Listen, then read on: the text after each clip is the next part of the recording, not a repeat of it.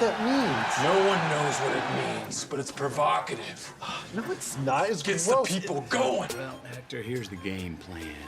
You're gonna bring us 2 absolute martinis. You know how I like them, straight up. And then precisely 7½ minutes after that, you're gonna bring us 2 more.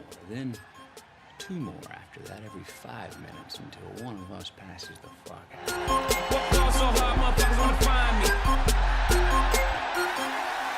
You got a bad attitude and you don't listen. Oh, yes. There will be blood. It is not the violence that sets a man apart. All right, it is the distance that he is prepared to go. Ever notice how you come across somebody once in a while that you shouldn't have fucked with? That's me. What the fuck else would you do this job? Cocaine and hookers, my friend.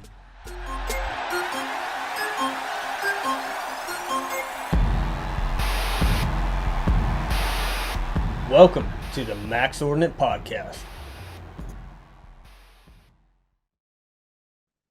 See, I told you we're going to learn some shit. Yes, we are.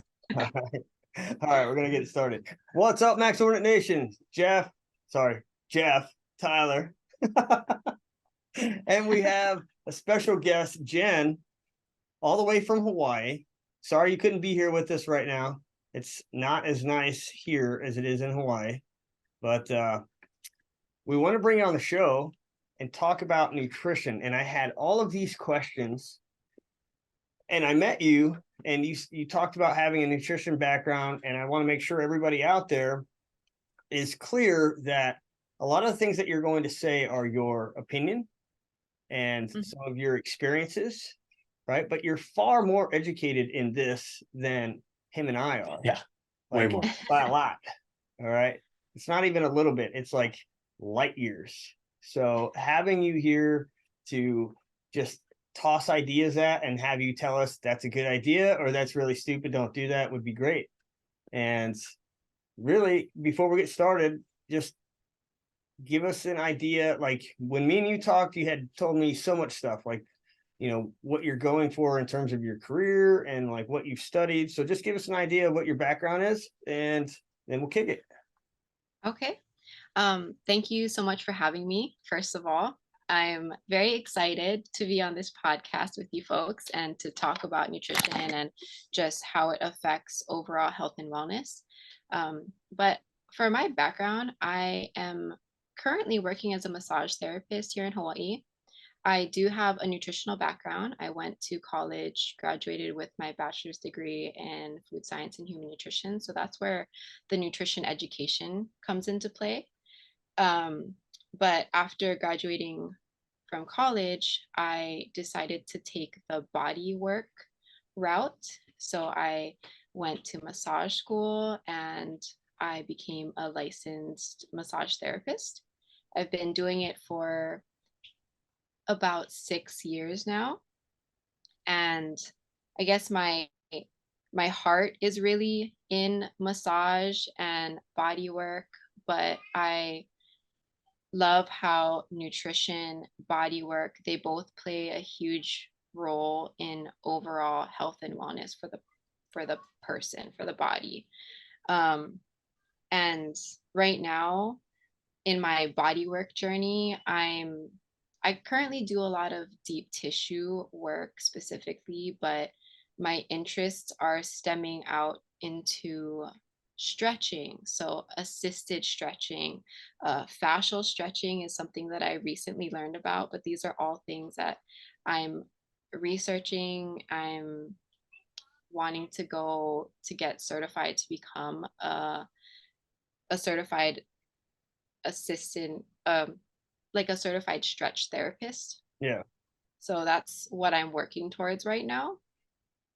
So when I met you, that's actually like, I was looking around trying to find like a sports massage. Like, you know, I didn't want to be like, you know, my body padded. I wanted to cry and like get my body like worked on. And so I found this place, I met her, and as we're talking, I'm literally trying to get a sentence out, and then just like my fucking heart is stopping because there's like elbows and backs and like shit happened. But I felt great afterwards.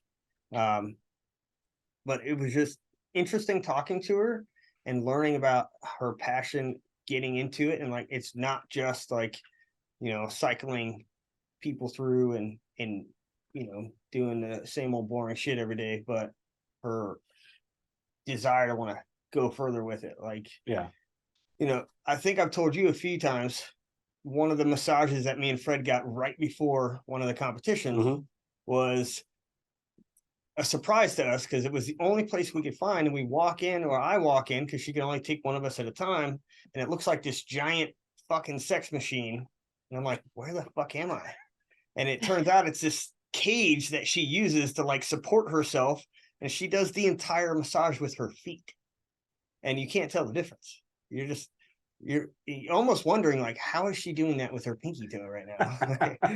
So, and she talked about having interest in that and the stretching stuff. So, huge appreciation to have you here and to be able to educate ourselves. I think it's important that when you're in a certain sport, that you don't get so focused on just the athletic side of it, or whatever skill set you need to be in that sport, but there's so many things that are tied to it, right? You see professional athletes, professional football players that are getting into yoga and like different things to increase their performance. And, if I had the money of a professional athlete, I'd probably have a chef and eat better, right?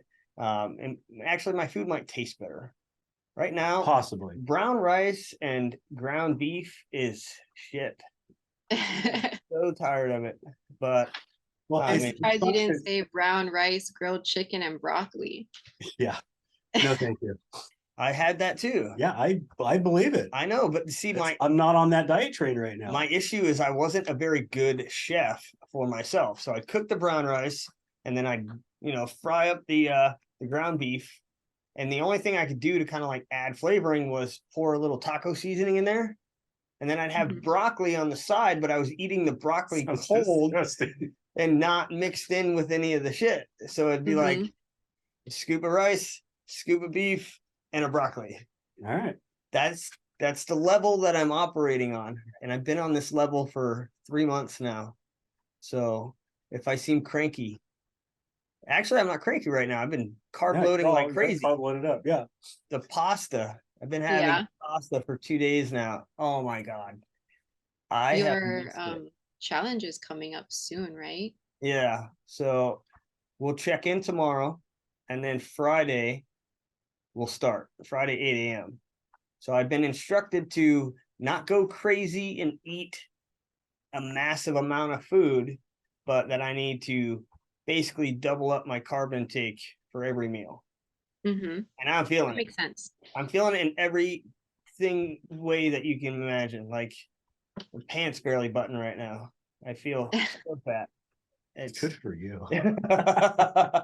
Garlic bread. Baby. Delicious. I haven't had pasta in 4 or 5 months, dude. It's been horrible. So anyways, we're going to get started. And so the Sniper Adventure Challenge is coming up. And I wanted to give you an idea of what this challenge is, so that as we're talking about the nutrition and things of that, you would have an idea of like how it would all tie together, right? Because I could tell you, yeah, we're going to a competition, but you have no idea what that is. Right. I have no idea what that competition entails, what kind of activities you're doing. Exactly. So this specific competition is called the Sniper Adventure Challenge. This year, it's 36 hours long. So like me and my partner, with our desire to win, there's no sleeping. Like it's 36 hours straight. You have a pack, you carry a rifle, you carry a certain amount of required gear. You have to carry your own water, your own food. And the pack roughly weighs, we weighed it today, and with everything that I'm going to carry, we're about 36 pounds. So I will have to carry that for 36 hours. And the average distance that we'll cover over those 36 hours will be somewhere in the range of 50 to 60 miles. Okay. It's all land navigation. So your map and compass, your, day, nighttime, doesn't matter. You're out there looking for specific points.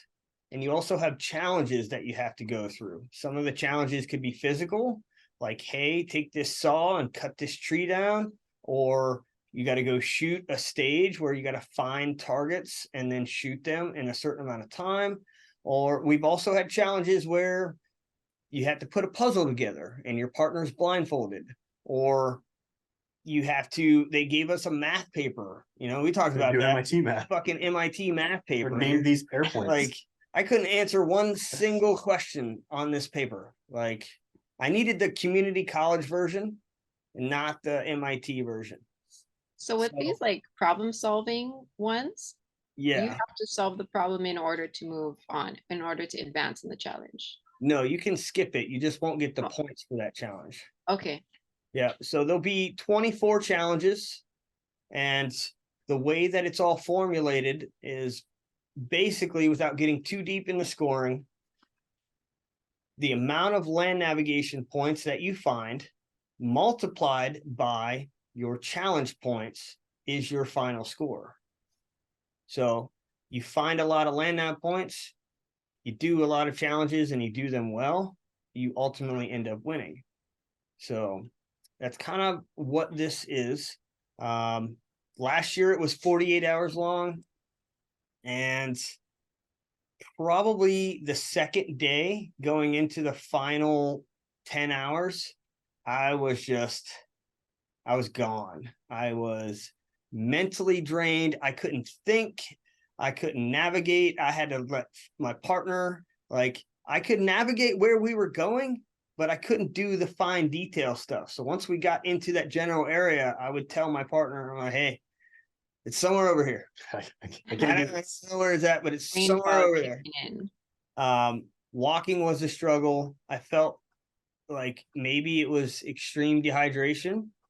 But at the same time, at that point, we had been up for 38 hours straight and we still had another 10 hours to go. We didn't sleep the entire time. It could have been food. I know that we made a few mistakes last year. What I like to do as more of like a comfort thing is both of us will buy a pizza and we'll take two pieces, we'll stack them on top of each other, we'll roll them up in aluminum foil, and throughout the competition we will eat this pizza as one, it's food, but two, it takes away from how bad everything sucks at that moment. So having that little bit of joy, kind of joy into the challenge. I do pizza, Fred does cheeseburgers, and he'll just have a boatload of McDonald's double cheeseburgers in his bag. I mean, you also get bags that you can put gear into, and then they get dropped off at certain places and you can go there and retrieve that stuff later. Okay. So you don't have to carry everything, right? So we'll do that. We'll put stuff in those bags. So what ended up happening is last year they told us, here's these 2 bags, put your stuff in there. We're like, all right, cool. We didn't really know where the bags were going to be dropped off until later. It turns out the one bag I put most of my food in was not the bag that we were going to see most of the time. So I think I was also a little malnourished. I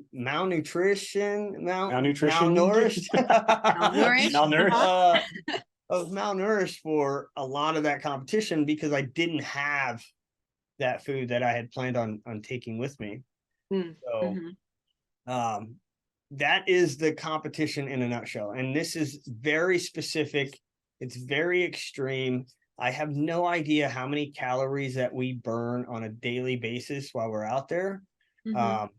Last year's terrain was very mountainous. I mean, up, down, like all day. This year is going to be extremely flat, but a lot colder weather. It's a different time of year than they normally do it. So we've got different challenges that we're facing. And this is also a different preparation that I've gone through. I've always, since I've started this competition, I went through a pretty You probably wouldn't agree with how I got there, but I wasn't eating very well. I think like peanut butter and jelly was my daily intake. And this was 6 years ago. But when I wanted to get back into doing this, I needed to do a massive weight drop. So I was weighing about 178, 180 pounds, and I was a little tubby kid, right? You were chunky. And in order to do this competition, I needed to slim down. So over probably a 5-month period, it was a lot of running, a little bit of working out at the gym, and not a lot of eating. And I did. I dropped probably 28 pounds over 5 months. That was 5 years ago. Now I've maintained that body weight around 152, 155 until this year. So this year was completely different. I wanted to build strength. I wanted my endurance to be better. So I got a personal trainer, and it all started with like Olympic and powerlifting to kind of build the core strength and the core muscles. And then there was a transition into more high intensity CrossFit style stuff. So the workouts completely changed. And then on top of that, just getting on testosterone replacement therapy was a huge change. I mean, I was hovering in that 150-pound area until I got on that. And then everything changed. I mean, I had more energy. I felt better, but I also gained like 20 pounds over a 3-week period. I shot right back up to 170, but it wasn't like fat weight. No, it was like just muscle and water weight. It was muscle, water, like it wasn't good. So that has kind of tapered off. I think it was maybe just my body getting used to that new treatment. So this year, the preparation has been completely different than any other year. More weight moving, more getting used to carrying the extra weight that my body now has. Like we tried around, I want to say probably late July. Late July was like, okay, I weigh 170 pounds. We need to start trimming down and get to a fighting weight. And my goal was to get back to 155, be lean, mean, and I could not ever break 160. Like it didn't matter what I did. Like I was losing fat like crazy, but I couldn't break the 160-pound marker to save my life. It was like not happening. So I feel better about it now. I feel like I can carry that weight, and we've done enough training for me to feel like it doesn't weigh me down. Yeah. But at the time, I was worried that having that extra weight, I wouldn't be used to carrying it like that. So that's the preparation. The dieting, it kind of started in June, which was to basically break my meals up into smaller controlled portions, which turned out to be like breakfast was 2 hard-boiled eggs, and then a half cup of egg whites, a cup of veggies, and a banana. And then that would be at, what time was it? That would be at 9 a.m. The only thing I'd have before that is like a protein shake. And then noon was my first like real meal of 1 cup of brown rice, 3 ounces of beef, and 1 cup of veggies. And then that same meal would be at 4 p.m. And then 6 p.m. I would have the same meal, but it would be with chicken, 3 ounces of chicken instead of beef. And then at night before bed, we'd have, I can't remember. I think was it a cup? No, I think it was 4 ounces of like sugar-free Greek yogurt. Yogurt, or was it just milk? It was something. It was yogurt. Okay. It was yogurt. And a tablespoon of peanut butter. Yeah, it was a peanut butter. Yeah, peanut butter. Which, like, when you say a tablespoon, I'm thinking like, how much can I fit on that tablespoon? So I was definitely abusing it.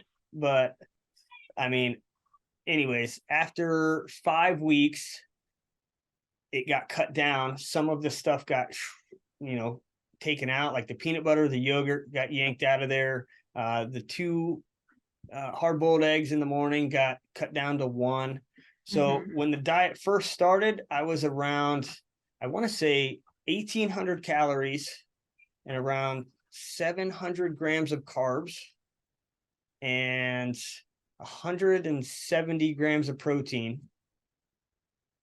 And then once the diet got kind of cut, the things got changed so that the protein and carbs would stay the same, but that my calorie intake would be reduced. So I Did you actually, say 700 grams of carbs? I want to say that's right, but I can't remember what the spreadsheet says. It's really high. I want to don't have a I want to spreadsheet say up. you probably mean 70 grams of carbs. No, it wasn't 70. I know No? we were in the hundreds. Okay. But it was 700? higher. You had a higher carb Oh. diet than you did a protein? Maybe you might be calling me out right now because I don't have the numbers. We'll get back to you on that. Okay. Maybe it's switched. Oh, I definitely wasn't taking 700 grams of protein. I know that my protein content was right at my body weight. Okay. I just can't remember the carb content. And I thought 700 sounded like a good number, but I could Maybe it's be not. I could be mixing it up with something else. But so the calories were like 1,800, and then after it changed, the diet basically the calorie content was like 1,500. Mm-hmm. Protein and the carbs stayed relatively the same, but the calories dropped, the fat dropped, and I just continued to shed like all excess Shed the everything. weight. Yeah. Mhm. So I kind of hit like 160 as that area that, without somebody, shocking me or whipping me every time I touch some food that I wasn't supposed to have.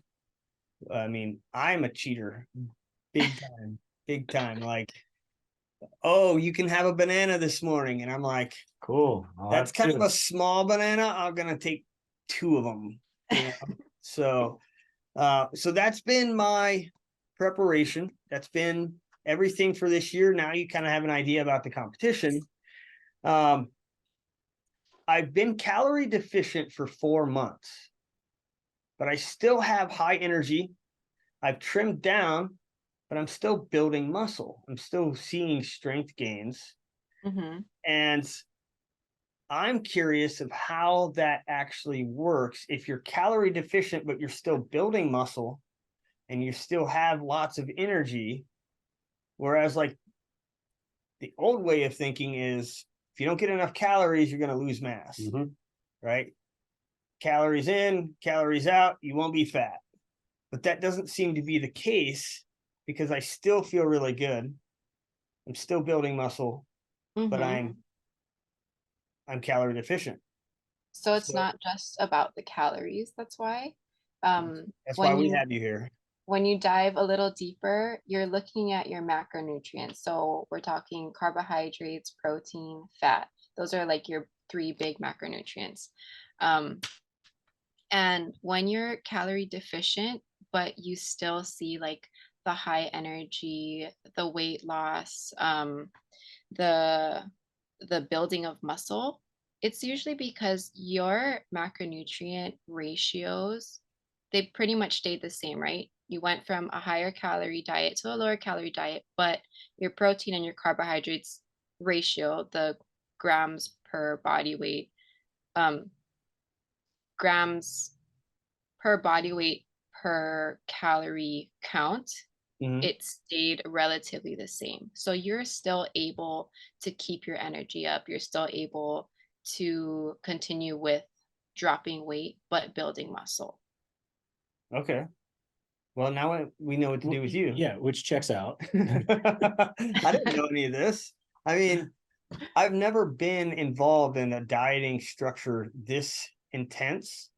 So when I was told to go on this diet, like, if I trust you, I'll do whatever you tell me. So, Jen, I trust you, and if you tell me to do something, I'll do it blindly. Okay. I think that's where a lot of people run into issues with all of these different diets is that you really have to follow like a set rule for whatever diet you're on, whether it be high protein, low carb, low protein. You have to follow these like restrictions within that diet. Yeah. And I think adherence is like one of the biggest components that plays or that contributes to your success with whatever goal you're trying to reach. Oh, Like how you were 100%. saying about the banana and the peanut butter, like if you can adhere to your diet, you'll reach your goals. Yeah. Oh yeah. Oh yeah. Yeah. My goal changed to 160 pounds because I didn't want to give up my extra banana or peanut butter. So, I mean, I was happy with where I was. But no, 100%. Like, it was difficult, I'd say, in the first 2 weeks because not having been on such a restrictive diet before, it was challenging. But it did make it a lot easier that I had prepped all of my food on Sunday. Like, Sunday was my cook day. I'm in the kitchen. I'm just making everything. And then for the rest of the week, I don't have to think about it. It's just grab my trays and off to work, or whatever it is. Like there's very little thinking in it. And I think that is also where you can start to go astray in a diet plan, is when you come home from a long day. What's that? When you're not prepared, like Oh yeah. you were able to meal prep for yourself for the entire week, so you didn't have to stress out about what you're going to eat, about the types, I guess, how you're going to cook the food or what foods you're going to make. You had that all ready for you. It was all ready to go. And that's what also added to the success of you reaching your goals. Yeah, it definitely made it a lot easier. Alienating myself from people so that I'm not having to eat around them. Oh, yeah, that social aspect too of eating. Rough. So we talked about this a little bit, and it was interesting because our last episode that we had, a good friend of mine, he's talking about the keto diet, right? So we took two completely different approaches to this competition. He's doing keto and I'm on this high carb, high protein. And on the episode, he was talking about the reason he's doing keto is because the body can only, what did he say? Like contain so many carbs, right? And then after your body runs out of those carbs, then you have that steep drop off, that bonk, as they call it. And the reason he chose to go keto is because the body has much more reserve fat status that it can feed off of for an event like this. And I thought, man, this makes a whole lot of sense. Like, I haven't read into it, but he did mention a few books that discuss it. And then talking to you, you kind of gave me the background of where keto comes from, and like what it was kind of initially thought up for, I guess. Well, I'm not a huge believer in keto. Yeah.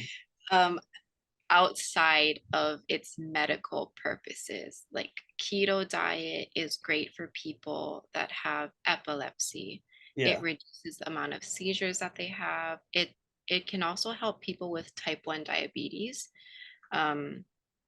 It helps them to get off of insulin or needing to take in additional insulin aside from what their body can make. So I think keto is very helpful for those medical situations.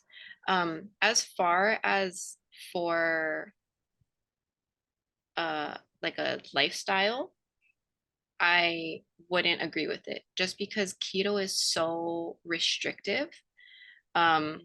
Your primary foods are like butter, eggs, meat, cheese, and then because it's a diet that's high in fat and you have low to moderate protein and very low carbohydrates. But your body's natural source of energy comes from carbohydrates. It comes from glucose, and your body is able to turn that carbohydrate into glycogen that gets stored in your muscles, and that energy reserve is what's used when you are performing or you're in an activity. It goes through those glycogen stores. Keto, because you are limiting your carbohydrates so much, your body has to now turn fat into a usable form of fuel. So I guess his thought process was your body has this larger fat reserve, so you can take all that fat, turn it into energy. So yes, that's true. Your body will do that. It'll adapt to what you're giving it. So if you're giving it a diet high in fat, it will adapt and turn the fat into a fuel source. But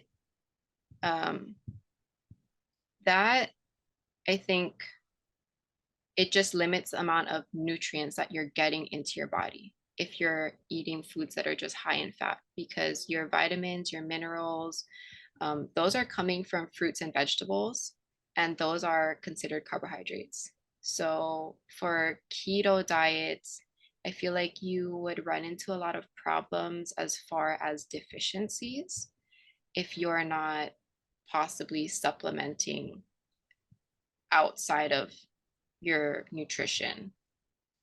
So do you So think keto is outside of the medical benefits of it, right? Like not being a lifestyle, like you mentioned, not a good lifestyle choice, but you see a lot of people who actually follow the keto regimen, right? They do everything they're supposed to. They don't cheat. Their body goes into a ketosis state, and you start to see them like drastically change in appearance. Like their right, fat is just sucked melting out off of their their body. right? Uh-huh. So if somebody wanted to make a big change in their life, get healthy, lose some weight, is that method something that you would say is not a bad idea if it was I done think for a keto can short-term be very reason? beneficial for a short term, Okay. for people who want to drop that weight, for people who need it. I wouldn't say that it's something that you should do for the rest of your life, though. Keto diet, like you really do, if you are planning to be on the keto for the duration of your life, I think you really need to follow the parameters of keto diet, because you see a lot of things that are marketed for keto, but if you actually look at the ingredients, the nutrition label, you're going to notice that these things are actually a lot worse than its, I guess, like its regular diet partners. So I was listening to a podcast earlier, and they were talking about ice cream. They're talking about the difference between your traditional ice cream made from milk and sugar versus keto ice cream. And when you compare the nutrition labels, the like the saturated fat content, which is not the kind of fat that you want in your keto diet, because that is the type of fat that will affect your cardiac health. Like the content in the keto ice cream is so much worse than what you would get from your traditional ice cream. So but it's marketed to fit the keto diet. Yeah. Well, you put keto on the label and people will buy it, right? Yeah, Right. So you I do think that like, shit oh, all the it's time. keto, so I can have this in my keto diet. But Yeah. I think the main thing with keto is that you're making these very conscious decisions about the types of foods that you're putting into your body, because it's so limiting, because it's allowing you to have all of this fat, the foods that are higher in fat, but your protein again is on the lower to moderate side, and then your carbohydrates, which is your fruits and your vegetables and your fiber, that's all very, very limited, like maybe 1 to 2 servings a day. So I think we could go down a crazy rabbit hole and talk about the different kinds of fats, because Yeah. how many different kinds have you seen? You got like fat, you got saturated fat, you got trans fat, and there's other fats. There's lots of fats. Right. So we're going to save the fats for a future episode, but I did want to ask you about sugar, right? Okay. I have noticed that being on the diet, cutting out all processed sugar, all basically like a majority of any sugar that would have been in my diet, if it doesn't come naturally in the foods that I was told to eat, I'm not eating it, right? There's no sugar drinks. Well, that's not true. Gatorade is an important part of my morning routine. I mean, but outside of that, like, what is it about sugar that causes people to just get fat or not able to lose weight? If you can't cut the sugar down in your diet, why is it so detrimental? Is it because your body uses that as a fuel source first, or like? So your body, if you're eating amounts of sugar, like if you are overloading on the sugar, Yeah. your body does use that as a fuel source first. Sugar is what glucose comes from. Glucose is what your body uses as fuel. So when your body receives too much of that, your body will then turn it into fat. It will take that sugar and store it. So once it's done filling up like your glycogen stores in your muscles, then the rest of it gets taken and put into your adipose tissue, your fat tissue, your fat stores. Got it. So your when you love have handles too come from much of sugar. it, yeah. I just pounded a bag of Skittles from my daughter's Halloween candy. I saw all that Halloween candy over there, dude. I was so tempted. I was like, let's see that Reese's right there. Oh, it's so bad. Okay.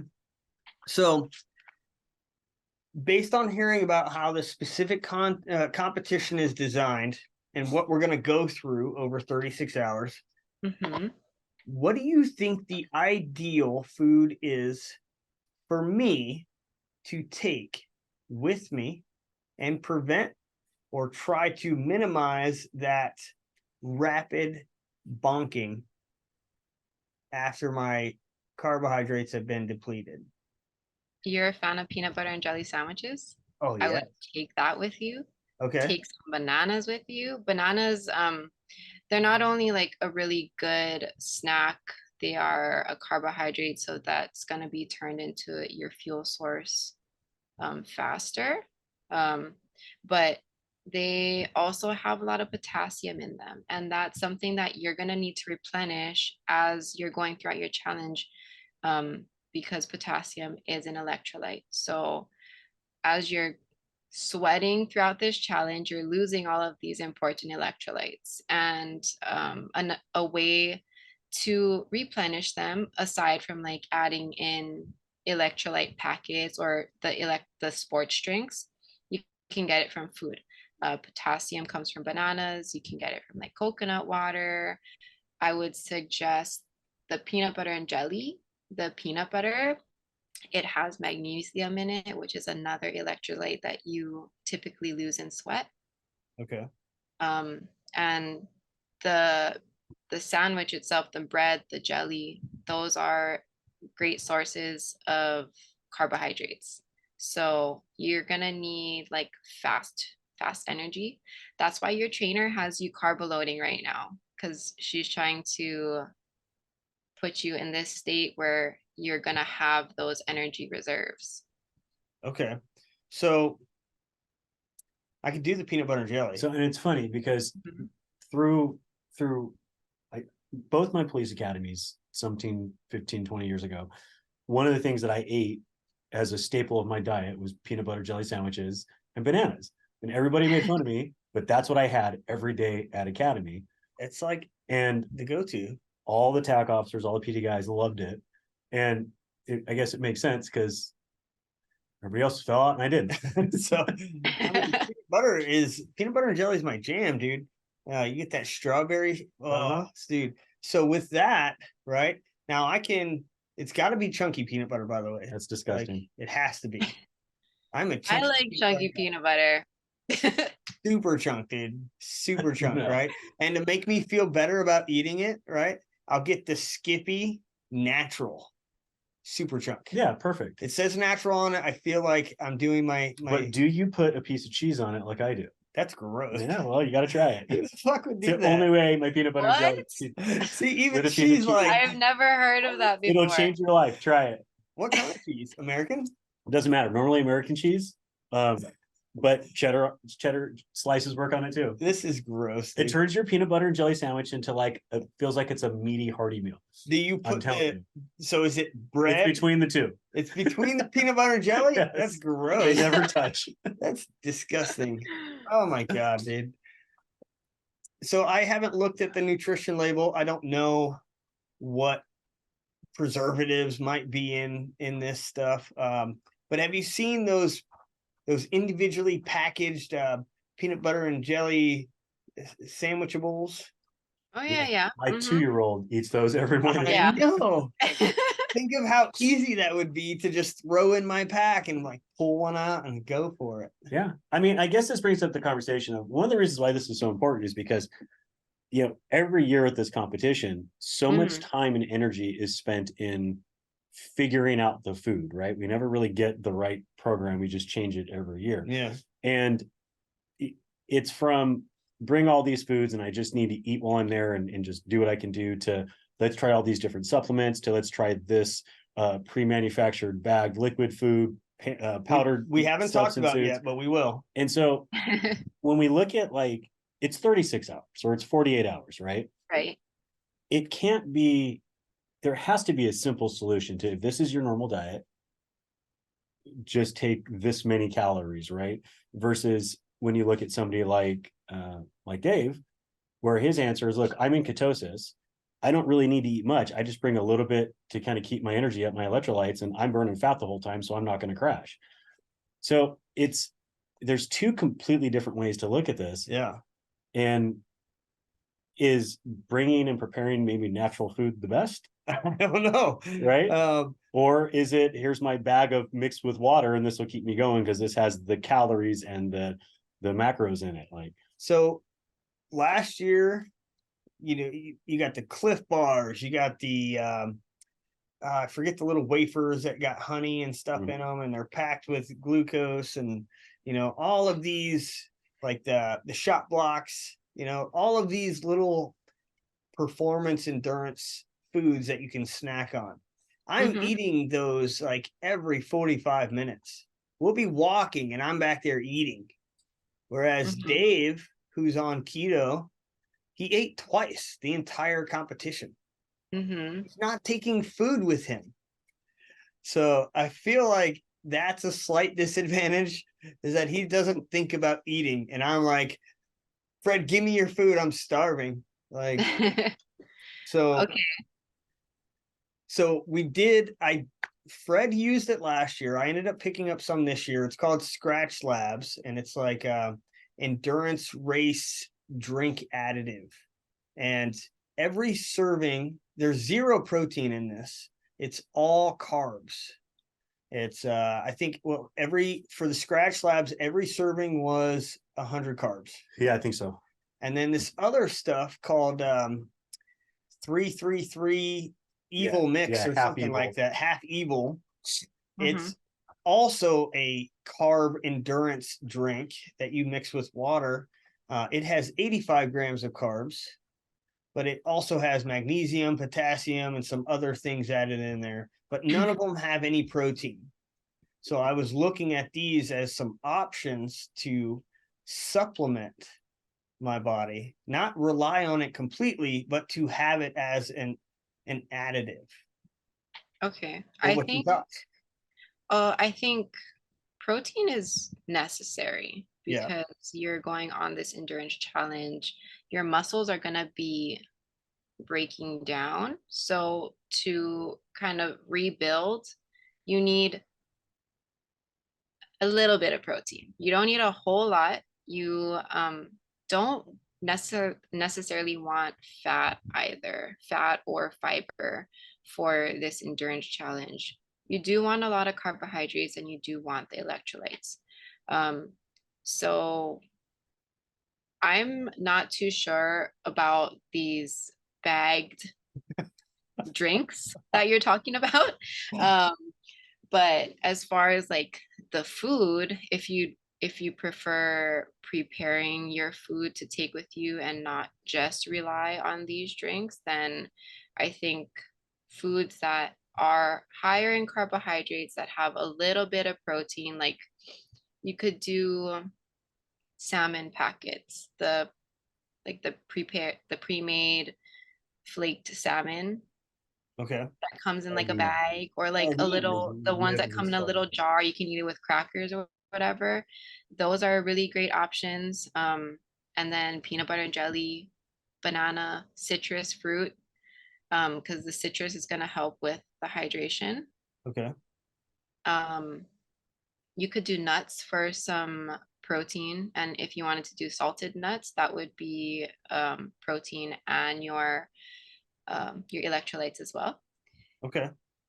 The granola would be a nice addition, or any kind of fortified cereal. You just don't want something that's super high in fiber, because you're not gonna feel great adding fiber and fat to your diet while you're on this endurance challenge. Okay. It's gonna take your body more time to digest those foods. So you might feel sluggish. I didn't think about that. Well, and you don't poop though, so you don't need fiber. We're hoping I don't poop. Well, I mean, historically, you haven't. Historically, I have not pooped on these competitions. It just doesn't happen. Yeah. Everything locks down and it's go time. Mm-hmm.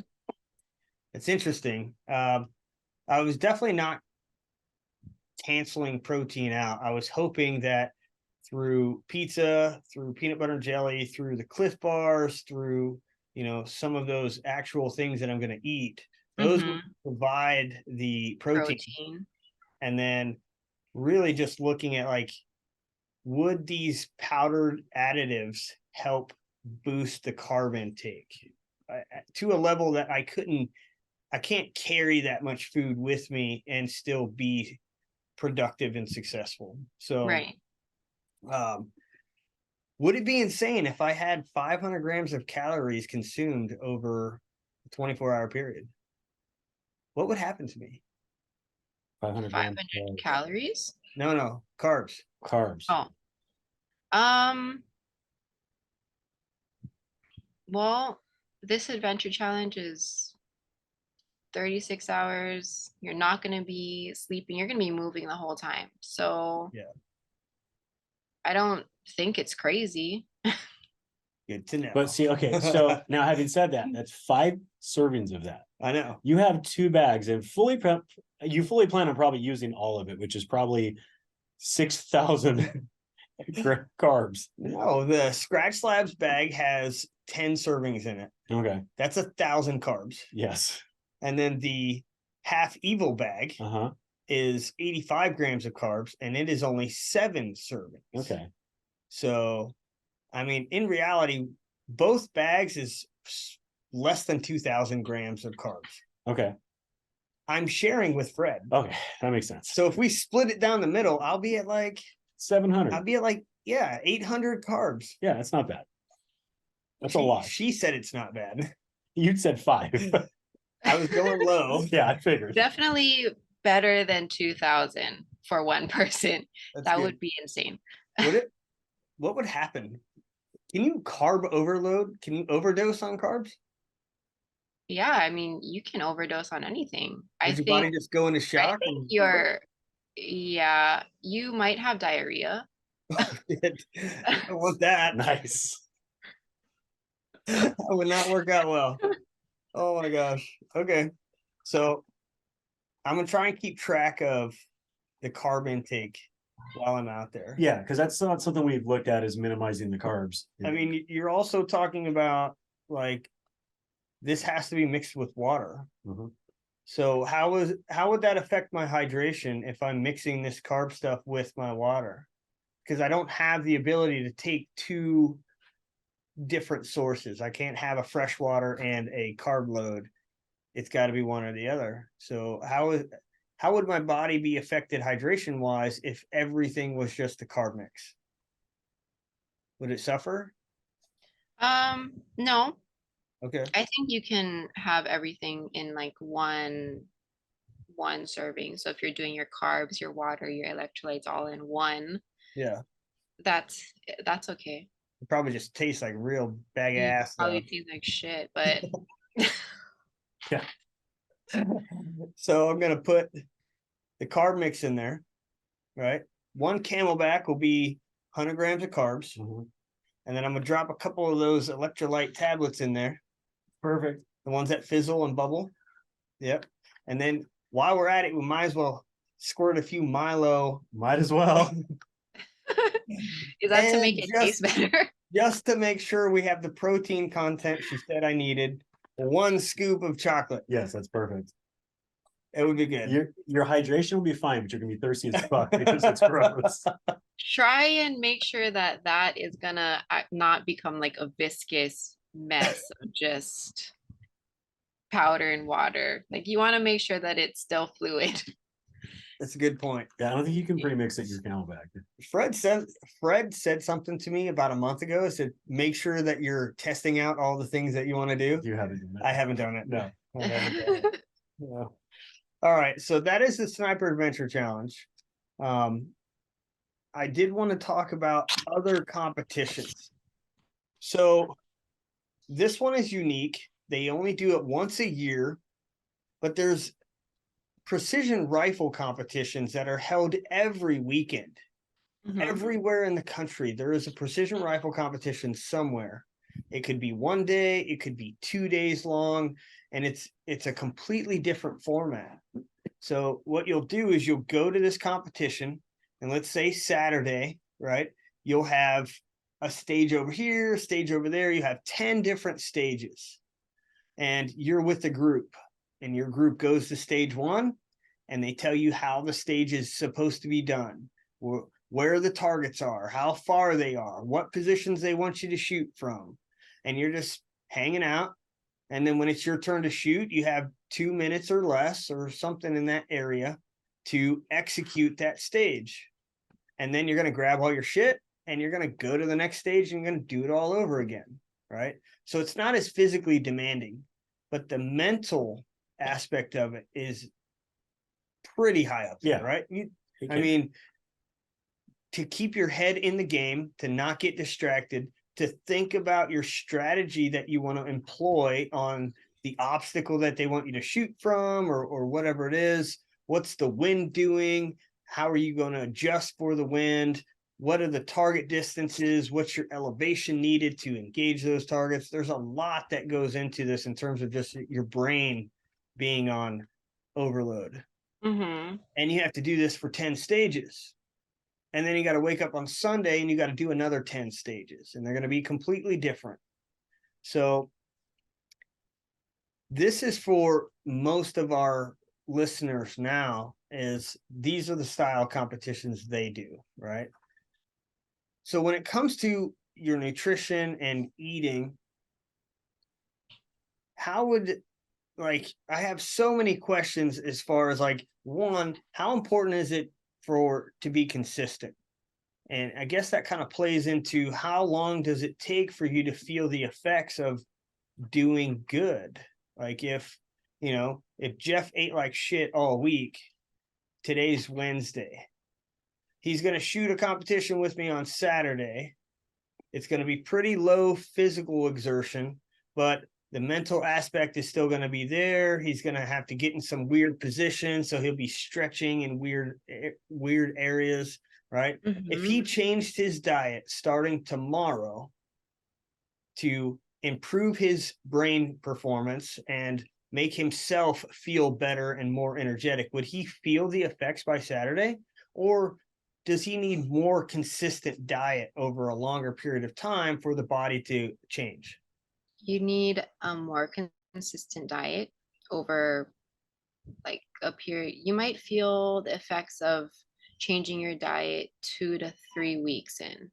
Okay. So if you were eating like shit and on Wednesday, and you tried to change your diet to help a competition on Saturday, you might find some improvement in mental clarity depending on what types of nutritional decisions you're making.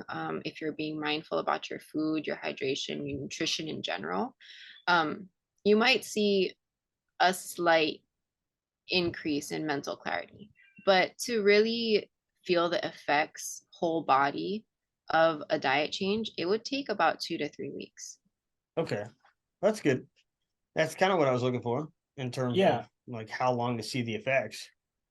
What were you Yeah, gonna say? because no, I was gonna say because like you know, everybody wants to go to the gym and then they go look at their ass the next day and see if it did anything. And it's kind of the same thing with diets. Right. Right? Like you Hmm. want to change your diet, you want to eat good one day, and you're like, oh, I had a salad. Am I any skinnier? Yeah. And You might actually feel worse like the first week when starting a new diet. If like you're overturning your eating habits, you're going from what you're used to eating to now you're overhauling everything. You're eating better, you're tracking your macros or your calories, you are staying hydrated or you're more mindful about hydration. Those things like the the change in your diet might actually make you feel worse when you first start off. And then you start to see the effects the 2 to 3 weeks later. So you'll start to see the good benefits of your diet change. So I don't want people to think like, oh, I started this diet and I thought I was doing everything right, but I feel like crap. Yeah. That can happen. Mhm. It's almost like you're detoxing your body. That's why. Um, so in that first week, if you feel like crap, if you feel like things aren't working, just stick it out, try it out for a little longer, see if it works for you. And if it doesn't work for you, like give it a month. If it doesn't work for you, then tweak it a little bit. But as far as like when you would see the effects, the good effects, 2 to 3 weeks. 2 to 3 weeks. Okay. Yeah. info. That's good info. Do you believe in fasting? Yeah, I think fasting has its place for certain individuals. I think that's the thing about nutrition is that it's such an individualized science.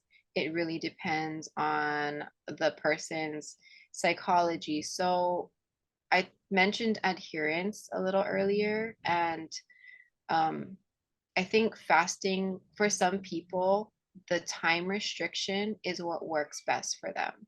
For Mhm. other people, it's restricting certain nutrients. So restricting carbohydrates or protein or fat that works for them and they can stick it out. They can stick to those diet parameters.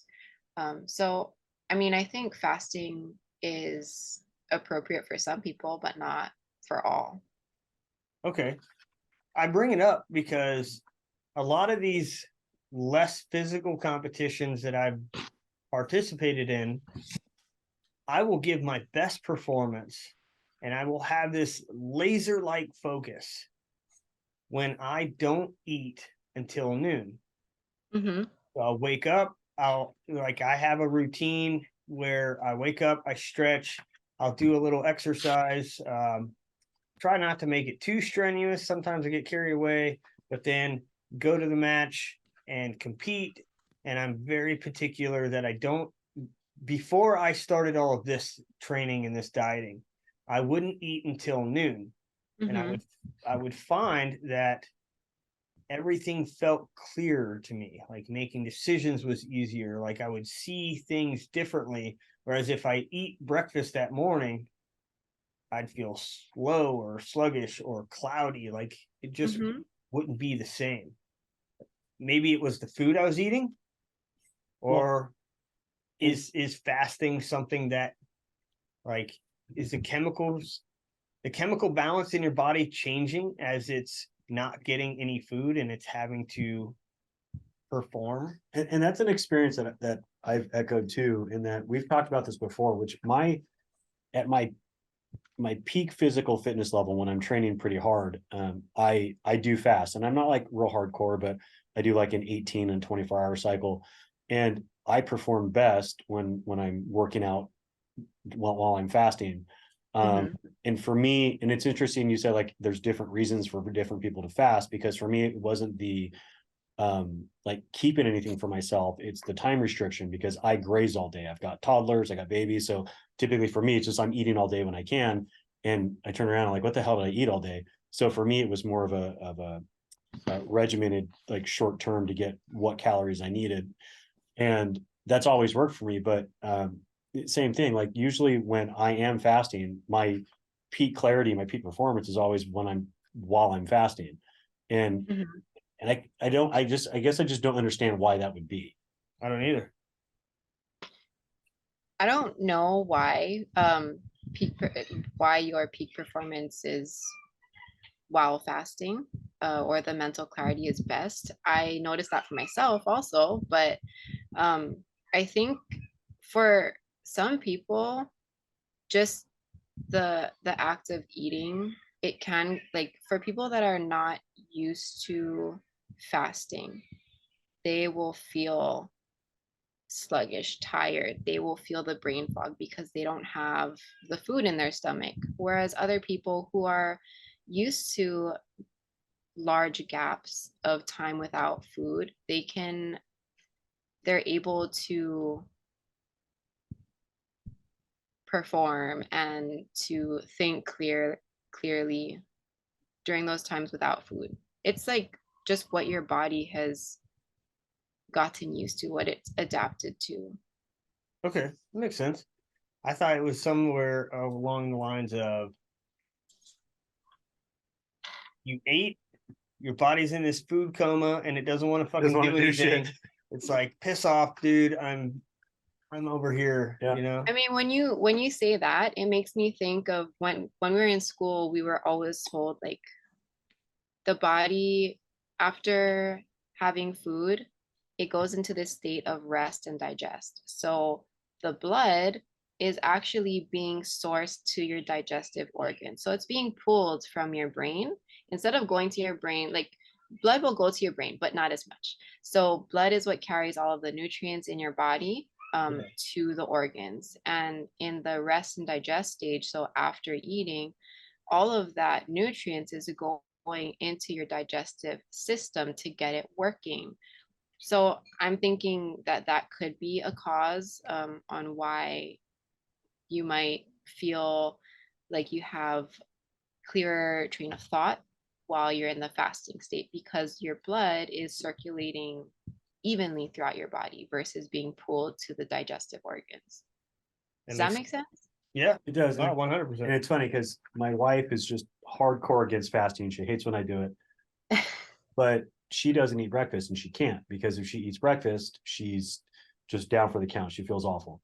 And that's when she's not pregnant. That's now currently when she is pregnant. She just can't eat breakfast. And I keep trying to tell her, like, you're fasting till noon. Like, that's what you're Even doing. though you don't like it, you're I doing know you it. don't like this, but yeah. And so she can't eat breakfast at all, or it just literally like knocks her out. So maybe that, the whole rest and digest thing is Could be where our bodies end up at. It makes sense to me. I mean, you really can feel the difference when you eat like a proportional, appropriate meal versus like, let me have this bowl and a half of Chipotle. And then after you eat that, you're like, bro, I need to. But that leads us to the what's the fine line between that and eating during and for your competition? You know what I mean? Yeah. So we're spending all this time trying to be like, okay, we got to take in the right calories. We got to do all that. We have to like get Tyler on the right track. But at what point is like, I think we're taking in too much? I don't know what the answer is. I don't know either. I think proportions is important, right? Like, not consuming too much at one time is more beneficial than overloading the system with big, massive chunks, right? Oh yeah. I think so. I always feel better when everything is smaller proportions. I mean, I don't feel good in the moment because I'm still hungry, but whatever. And then later you feel better. Like, It takes like about 30 minutes for your brain to catch up with what's going on in your stomach. So like people say that you should eat until you feel satiated but not full. And that has to do with the amount of time that it takes for your brain to understand, like, oh, you actually have enough in your stomach versus the overeating. makes a lot of sense. I eat till my stomach hurts and I know to stop. That's because your brain is too slow, dude. Brain's too slow, dude. You better catch up. Now that she says that, I have had moments where it's like I eat a piece of pizza and I'm like, damn, that was so good. Second piece, I'm like, I should stop now. But then by the time you're done, I've gone through all 8 pieces. Might as well finish. And then like 20 minutes later, I'm like, fuck, man, I feel like shit right now. That makes so much sense. That makes so much. This is why I need to have a shock collar and I can just punish myself for breaking the rules. Yeah, well, you said it. All right. So we all had this question. When you hear the term superfood, what exactly is that? Because people will be like, oh, this avocado, it's a superfood. I'm like, what's so fucking super about it? It's marketing. Oh, it's Superfood is just marketing. marketing. Yeah. Yeah, So I mean, when you think about it, you think about kale. Kale used to be like this ultra superfood. People will talk about it all the time. Add it to your salad, put it in your smoothies because it's so high in all of these antioxidants and these vitamins and minerals. And I think that's like what most superfoods have in common is that they are high in vitamins, minerals, and antioxidants. So I think like the term superfood is really just a marketing scheme to get you to pay attention to this one food, to put the spotlight on it. At one point, pitaya or dragon fruit was deemed a superfood, but now we don't hear about it anymore. Bananas are considered a superfood, but they're not sexy anymore. So they're not put in that spotlight of being considered a superfood, even though they are high in vitamins, minerals, antioxidants. So I think that term is really just trying to get people to consume it. I wish durian would make a comeback. Yes. Durian? So I could get it here. Here's the real important question. How do you eat your bananas? Raw? What end do you peel it from? Oh, Only one I end. peel it from the top where it hangs. That's the wrong That's end. the wrong end. No, That's it's the not. wrong end. Yeah, it That's the is. wrong end. It is. So Why is that the wrong end? I learned this on Animal Who Planet. said? Yeah, I learned this on Animal Planet watching a gorilla open a banana Yeah, you open it from the bottom. It took a gorilla to teach you Yes. that. Yes, I was like, he's opening that fucking banana from the bottom. So I like grabbed a banana and I was like, it's so much easier. It is. Holy shit. Is it really? Yes, you have to try it. I have to try it now. Yes. All right. So when talking competitions that are not so physically demanding but require movement, clear head, decision making, what is a good method to approach nutrition on that aspect? So we're talking less physical exertion. There's some, but not a lot. There's going to be some dynamic movements in there, but the most exertion you're going to have is 2 minutes at a time and then walking to the next stage. So if you could give any type of guideline or, hey, like you don't have to completely change whatever you're doing right now, but if you approach it this way, you might see some better performance out of yourself without completely uprooting your life. We're talking like the person who doesn't track their macros, who doesn't stick to a crazy diet. Like, what would be some things that they could do, some small adjustments to give themselves an edge, whether it's fasting, eating a hearty breakfast, grabbing the biggest breakfast burrito that you can imagine? Are there certain brain foods? Like, how could we take Jeph, who snacks all day, and he's not paying attention to any of his dieting stuff right now? He's just eating normal food like a normal dude, and come the weekend, he wants to give himself the best possible advantage he can, nutrition-wise, to not be in a slump, not feel like a bag of ass because he ate too much, but right where he needs to be. Is there anything out there? If you're not trying to change your diet completely, which I wouldn't recommend either, if you're not like on a specific diet, you are eating what you want, there's no fasting involved, then I would say keeping to your same dietary habits, but maybe making sure that you're making more nutrient dense decisions. So if you're someone who tends to eat a lot of like the processed snack foods, why don't you, like, you can still snack and eat in small portions throughout the day, but try to be more conscious about what you're eating. Maybe not a processed snack, maybe go for something whole, like a whole fruit or vegetable, or a meal that you prepare yourself versus one that you get from like a fast food chain or a restaurant, because those foods that you prepare for yourself, the whole foods, they're going to be higher in the nutrients that you're going to need, which help with brain function.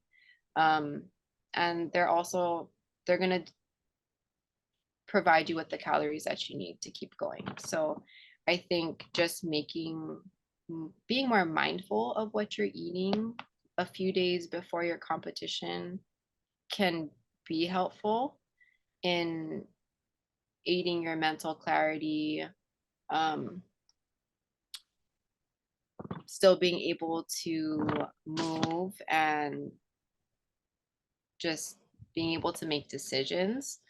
I think just making those small changes, but also staying hydrated. I think that's such an important detail to mental clarity, because when you are dehydrated, you can have like the meanest brain fog and just confusion.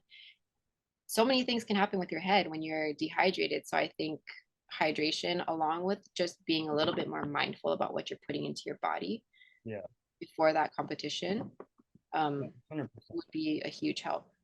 As you start to drink Hydration water.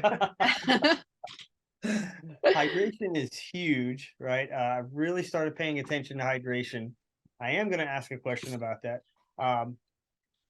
As far as not changing their diet, but maybe paying attention to like what kind of foods they're putting in their body, right? Would you say adjusting for competition specifically for that day? If it's a Saturday only, like, you're not going to change drastically what you eat. You might pay attention to, changing some foods up, but, you're not doing anything crazy. Would it be okay to adjust portion size and add frequency so that you're not getting that, like, after 30 minutes of, eating, you get that extreme lag that we talked about? Like, you just stuffed your face with this, giant Roberto's burrito, and 30 minutes from now you're going to shoot, but also 30 minutes from now your body's going to go into this state of like, yo bro, I'm busy, you just gave me this burrito. Yeah, so that the hearty breakfast part, I wouldn't recommend.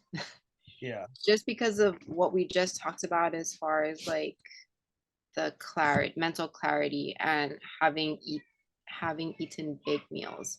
I think the hearty breakfast is definitely something I wouldn't recommend.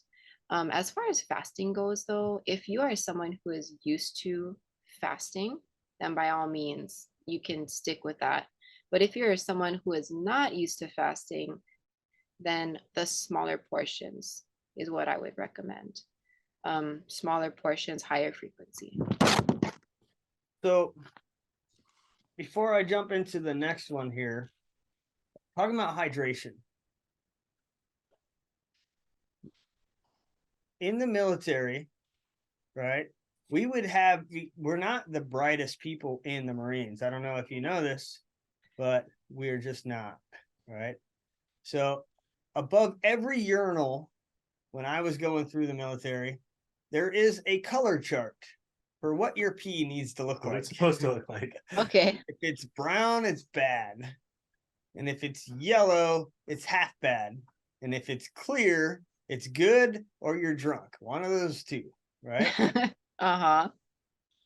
But I feel like I'm pretty fucking hydrated right now. I've been drinking a lot of water. I've been taking electrolyte tabs, magnesium, and yet my pee is still coming out like Bright yellow. bright It's all yellow. them supplements. It's the too much. Okay.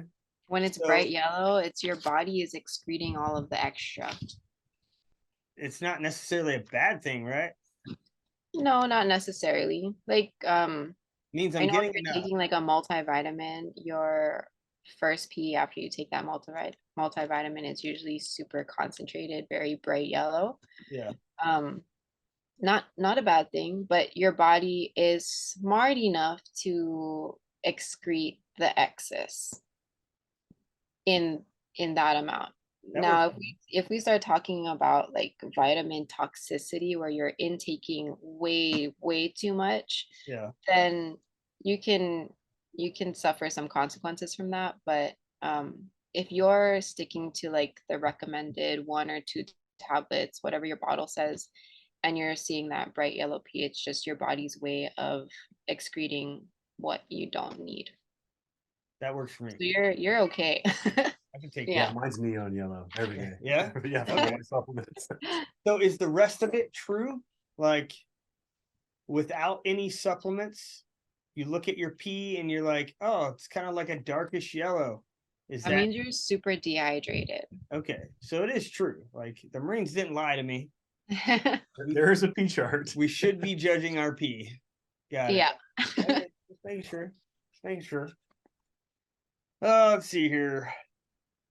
Knowing yourself and knowing about some of these competitions, the non-physical type, how would you approach nutrition for the day? And I think we just kind of covered that a little bit, like not changing a bunch of things, but she has brought up numerous times about fruits, veggies, you know, and those are awesome snack foods if you do it right. Like you can add peanut butter to damn near everything.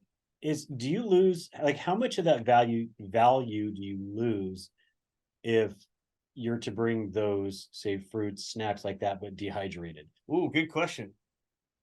Ooh, okay. So dehydrated fruit tends to have a lot of sugar and a lot of fiber.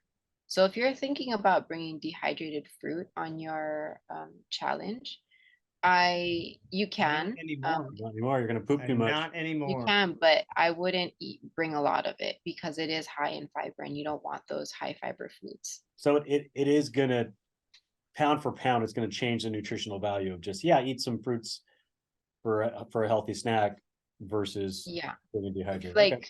if you had an apricot versus a dried apricot, the nutritional value of that is going to be very different. Like well, I guess if you were doing it by weight, so like you said, pound for pound, you're going to have more of the dried apricot per pound of fresh apricot.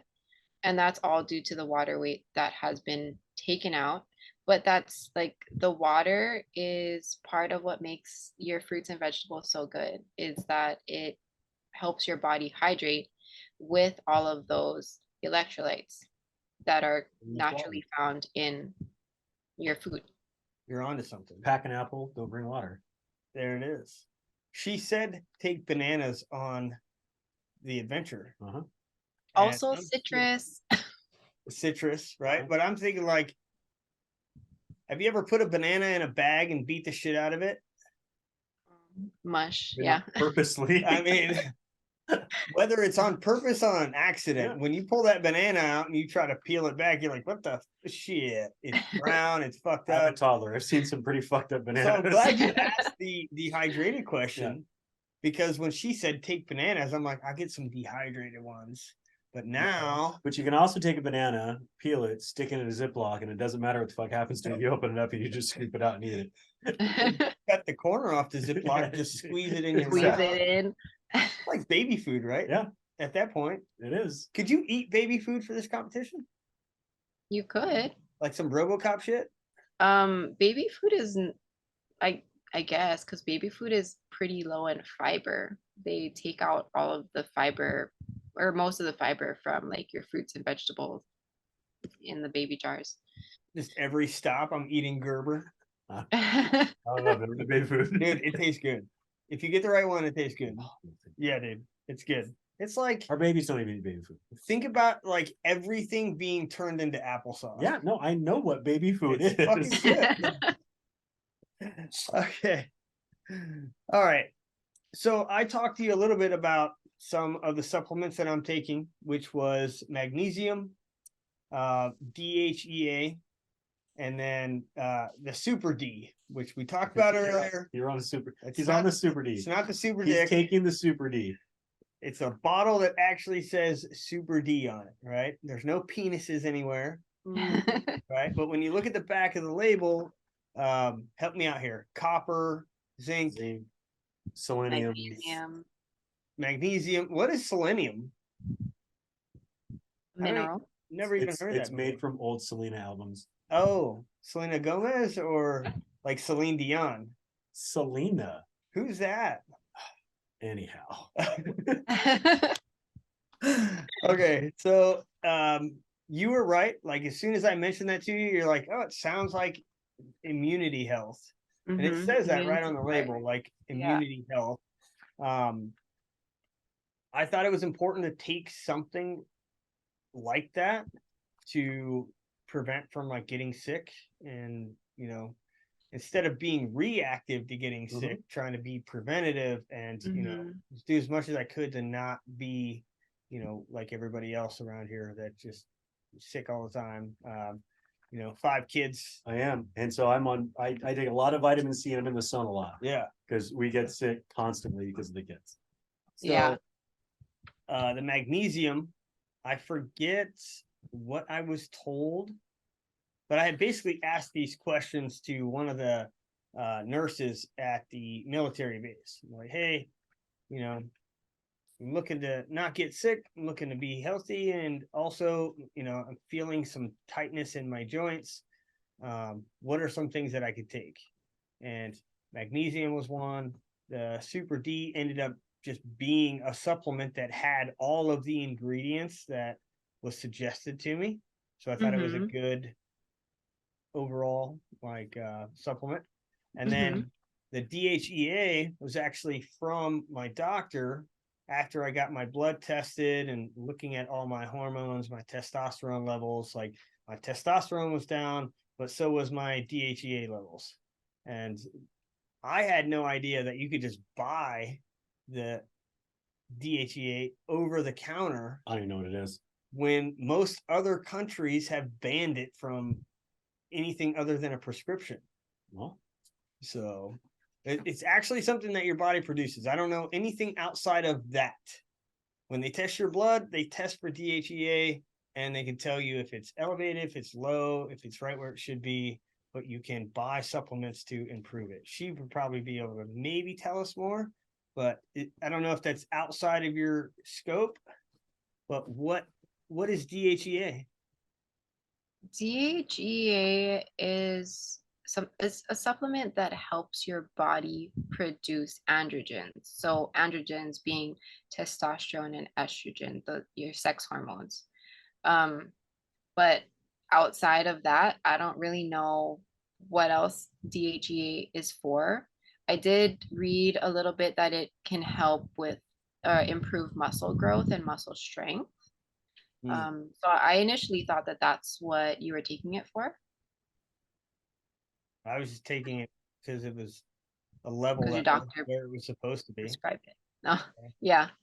So, So, I mean, aside from those things, I don't really know what DHEA is used for.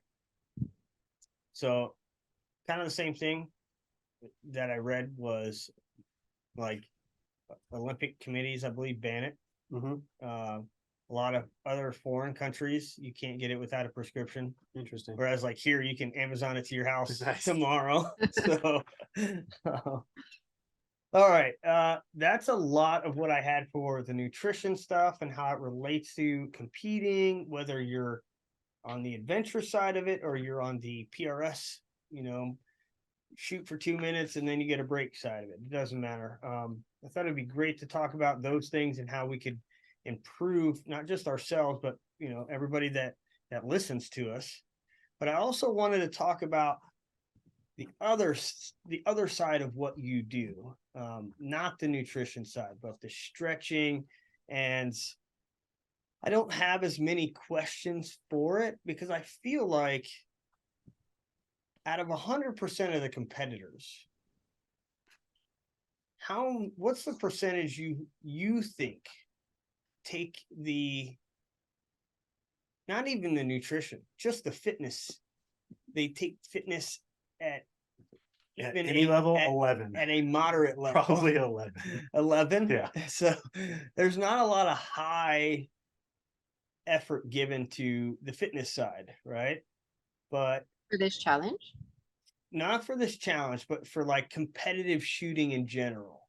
Okay. You just don't see a lot of people that are putting in effort to the fitness side of their life. So, I mean, it's their choice, it's their prerogative, but there are positions like, hey, come shoot off of this structure, come shoot off this tire, or I need you to get down in this position. Like, you can limit your abilities because you're not physically capable of doing that action, right? And I feel stretching has a lot to do with that, because when I'm teaching students or I'm competing with other people and they say, there's no fucking way I can get in that position, it's just not happening. It's like, well, it's not happening because you haven't fucking practiced doing it. All right. It's not that you have pins in your leg and you can't bend that way. It's that you have never stretched that way. You haven't put yourself in a position to be successful. So I take a lot of value in stretching. And I feel like other people, if they just incorporated a small program into their daily life, they would huge benefits. Yeah, it's funny because I go so besides like shooting competitions, I golf a lot. But so my physical training regimen revolves around golf. So I see my physical trainer once a week, and I see my physical therapist once a week that's in the same golf like sports center. And without my physical therapist side of it, I can't see my trainer because my body doesn't work. So once a week I see my therapist, who does sort of a combination of stretching, massage therapy. My daily routine, half of it is actually just mobility exercises. So it's a lot of like upper thoracic rotation, very specific exercises that are just for mobility and stretching, aside from actually like strength training. So it's interesting that today I was actually talking to my wife about, there's a lot of places popping up now which are called Stretch Lab, like here in Orange County. Yeah. And they're just places that only focus on, you go there and you get stretched. So like, what are your views on, like, I guess, like the importance of stretching, like in your daily, like in addition to your normal daily exercises? So stretching improves like your mobility, your flexibility. And in doing that, you can also improve the strength of your muscles. It also helps to prevent injury. So I think stretching for just your daily life, I think it's so important because you want to be able to have that full range of motion in your joints, and you want to carry that into older age. So I think stretching it's so important to incorporate into your life. You could stretch in the morning after you wake up. Your body is so stiff in the morning. That's probably when you have the most tension in your body, is after waking up. Interestingly enough, like when I think I wake up from a good night's rest, I don't think my body is going to be really stiff, but that's something that I've seen and noticed and learned about with just getting older, that the older you get, the stiffer you get after you wake up in the morning. So I think morning stretches are going to be really beneficial. They warm up your body, they warm up your muscles, get you ready for the day. And especially if you're going to be active during the day, to have a time dedicated to warming up those muscles just so that you can prevent injury. Because when you stretch, you're elongating your muscles. And I'm not talking about static stretching. I'm talking about more dynamic stretching. So being able to move through the stretch versus holding the stretch for like 30 to 60 seconds. I feel much more beneficial to do dynamic type stretching. So I was going to ask that. That was actually the very next question. And you called it static stretching. I called it slow and methodical. But you've got the stretching where, like, I'm gonna do the old hamstring stretch, and like for 20 count or however long. Versus athletes, CrossFit, like, you see a lot of those individuals that are doing more of a dynamic stretch where they're doing movements that mimic the physical exercise they may do later. Like, football players are, instead of, trying to stretch their groin, they're doing a high step, trying to get their knee up to their chest, like moving down the football field. Like, they're doing dynamic movements that more relate to what they'll be doing later versus just let me sit on the ground and stretch this out. So you're a fan of the dynamic stuff. Yes, I am. I think dynamic stretching has just shown positive effects, and like if you're performing, it's shown positive effects on your speed, your power, your agility, and it again decreases that risk for injury when you're incorporating dynamic stretches before activity. Static stretching has its place, but it's good for muscles that are overused or just very tight. So I think static stretching, it is still important to know about and to incorporate if you have those overactive muscles, so like muscle spasms or your muscles that are just ridiculously tight. Static stretching can help with that. But as far as if you're looking at stretching before performing, before doing an activity, then dynamic is the way to go. You can actually hurt yourself if you're doing static stretches before an activity. Okay. Good to know. Just like the vitamins and the nutrients and changing your diet and talking about how long until you see the effects, how long till you see some benefits of stretching? 3 weeks of incorporating a stretch routine into your life, and 3 weeks of like maybe stretching 2 to 3 times a week. Okay. Is when you really start to see those benefits. It's not even every day. No. Okay. I didn't think that. It's interesting. I thought you'd have to be like twice a day. I do. So I stretch twice a day, but I have like, and I guess it's important to know your own body too, right? Like I have hypermobile joints. So my range of motion is really, really big, but I struggle with a lot of like certain like internal hip rotation and some other things. So I have to work on like active stretching and before I do anything, because if I don't do that, then I end up hurting myself because my joints will go that far, but my muscles won't, kind of thing. So I have to do both. Yeah. But I've got to stretch a couple times a day or I get locked up and can't move. I mean, I find myself stretching in the morning and then stretching at night. Maybe once in a while I'll stretch in the middle of the day, but I'm just always, I don't know if it's tight or just always sore. I'm always sore. I didn't even work out today. I didn't work out yesterday, and I'm sore today. Yeah, well, you're getting old. Like I'm sitting here right now, I'm like, damn, it's quad muscle. Yeah. Right now. She's talking about like static stretching. I'm thinking like, how do I do that right now on the show? Like, dude. I think the 2 to 3 times a week, that recommendation is like for people who are starting to add stretches into their life. So you can start off at like 2 to 3 times a week, but the goal is eventually to get to after you wake up in the morning, before you go to bed. That's like the goal for stretching. So this is a question I have.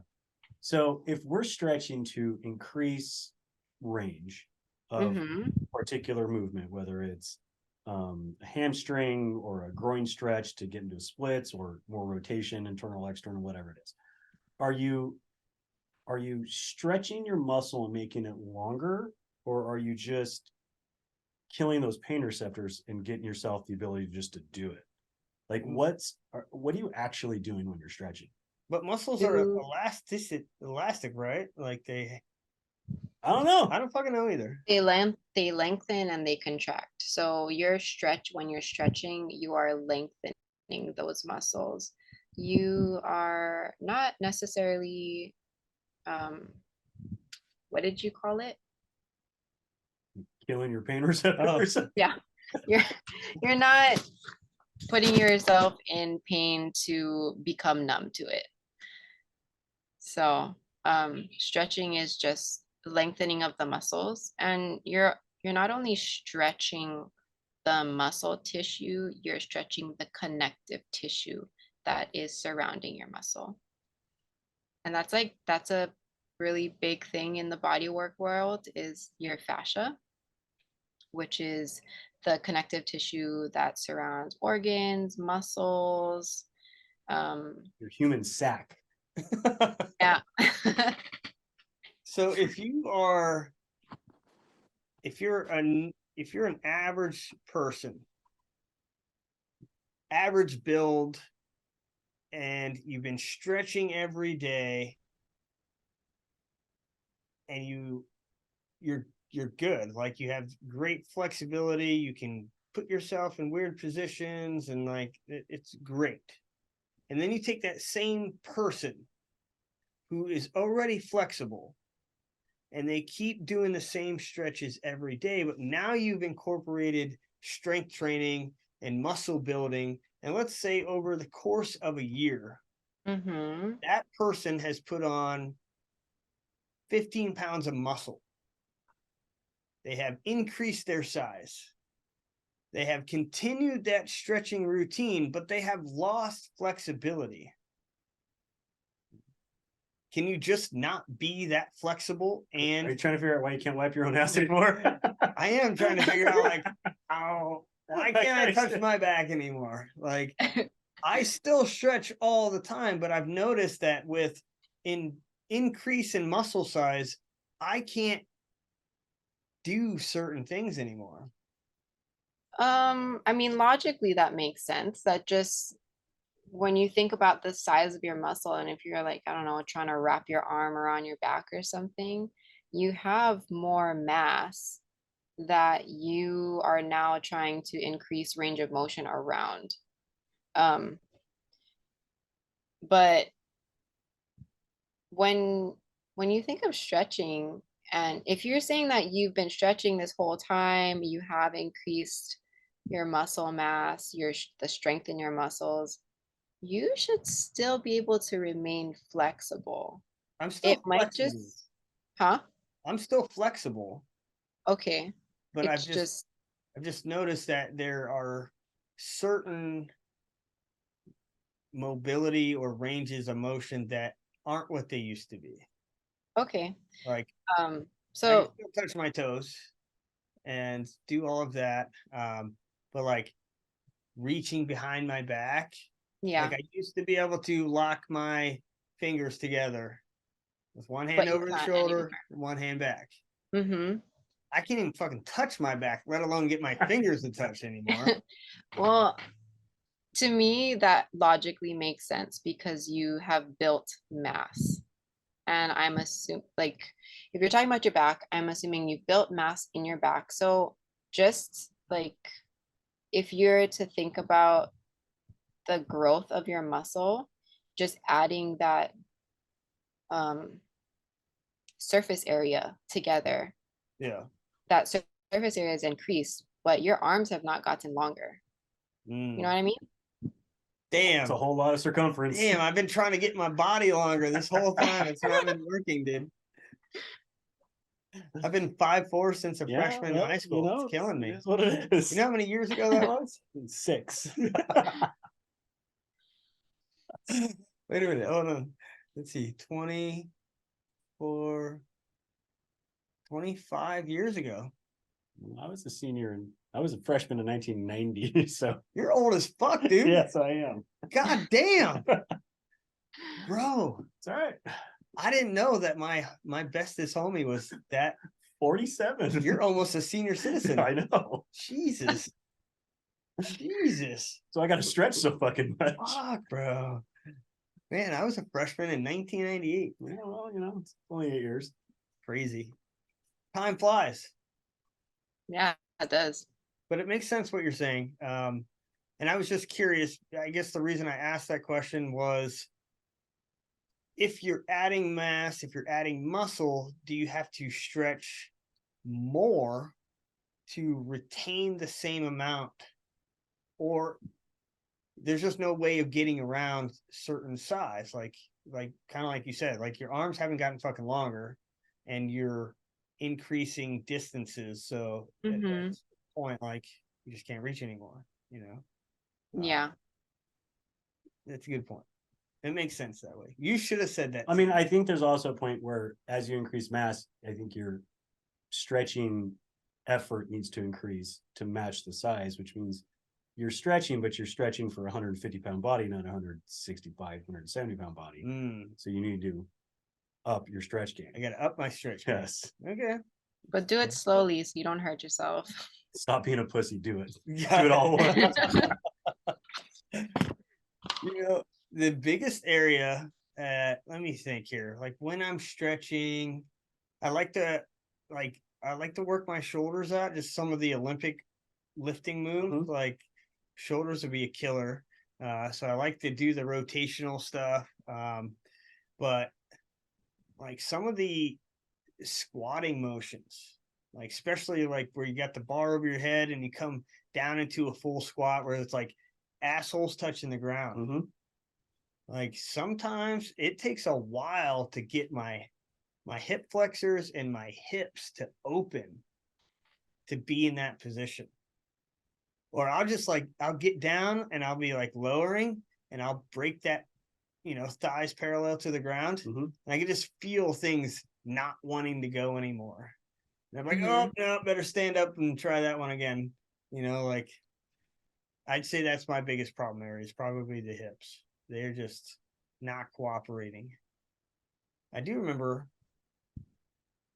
what was I, 5th grade? I got put in Taekwondo for a summer. And I just focused on trying to do a split like Jean-Claude Van Damme the whole fucking summer. I never made it. No, Can never quite do it, right? I bet you could though. Yeah, I can probably still almost. Can you still do it? Oh my god! close. What the fuck's wrong with you? I'm limber. This guy. Hypermobile. This guy. All right. Well, hey, we kept you long enough. I don't even know what the timer says there. 2 hours and 2 minutes, bro. So, but before I let it go, I do one thing we didn't ask. Okay. Is her opinion on if you were going to steer somebody into the Sniper Adventure Challenge and you were going to steer them leading into it with their diet, would you choose the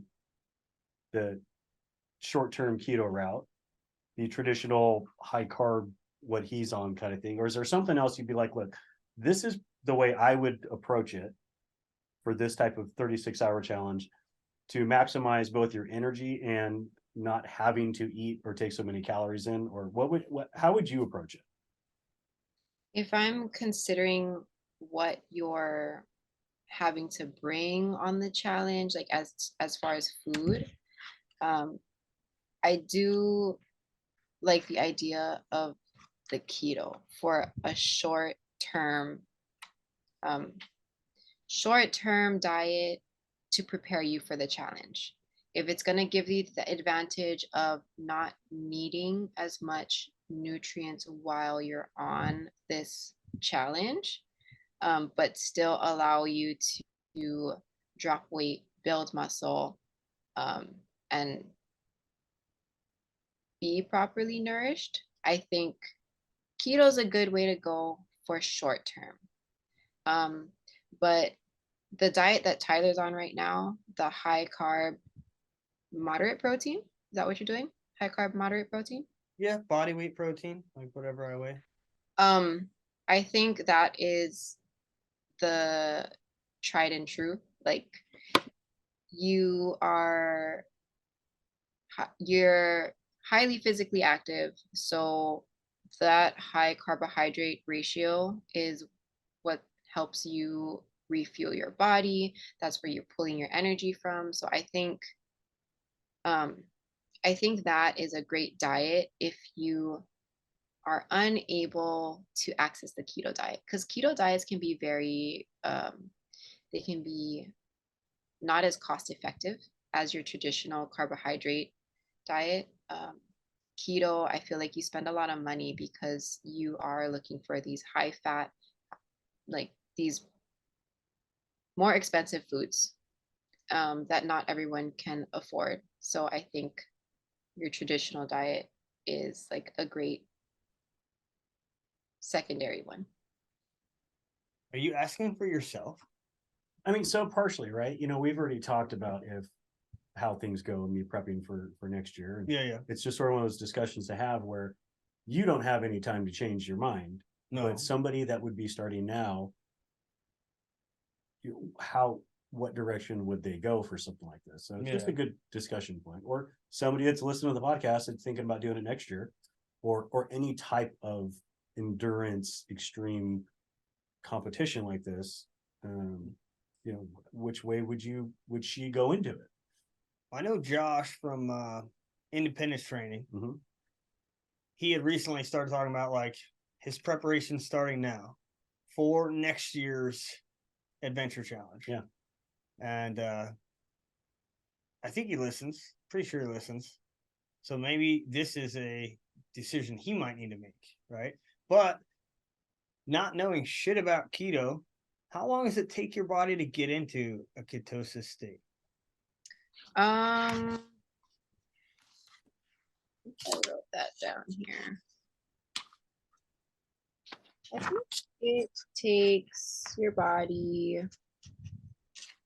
You know what she's gonna say? She's gonna say 3 weeks because everything's taken Has 3 been weeks. 3 weeks. So far, everything's been 3 weeks. It is. See, So. I told you, dude.